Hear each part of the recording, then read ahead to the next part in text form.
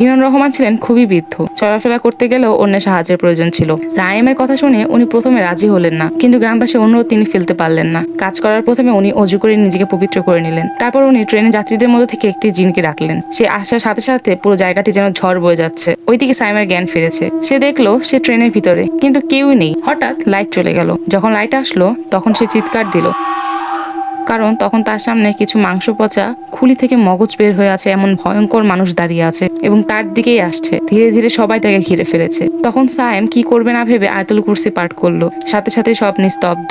জিনটি ইমাম রহমানকে অনেক সম্মানের সাথে জিজ্ঞেস করলেন, আমাকে কেন ডেকে নিয়ে আসা হয়েছে? উনি বললেন, সায়েমকে তোমরা ছেড়ে দাও। জিনটি প্রথমে রাজি না হলে তখন তাকে বন্দি করানোর ভয় দেখানো হয়। তখন সে শুধু একটি কথাই বলে চলে গেল, আমি তাকে ছেড়ে দিব, কিন্তু কৌতূহলের শাস্তি সে পাবেই। তৎক্ষণাৎ সায়েমের মনে হলো কেউ যেন তাকে সজোরে মাথায় বাড়ি দিয়েছে এবং সে অজ্ঞান হয়ে লুটিয়ে পড়ল। চোখ খুলতেই সে পরিবারে দেখা পেল। গতকাল রাতকে একটা দুঃস্বপ্ন ভেবে সে স্বস্তির নিঃশ্বাস নিল। বাবা মাকে জিজ্ঞেস করলো তার কি হয়েছে। বাবা মা শুধু তার দিকে করুণ দৃষ্টিতে তাকিয়ে আছে।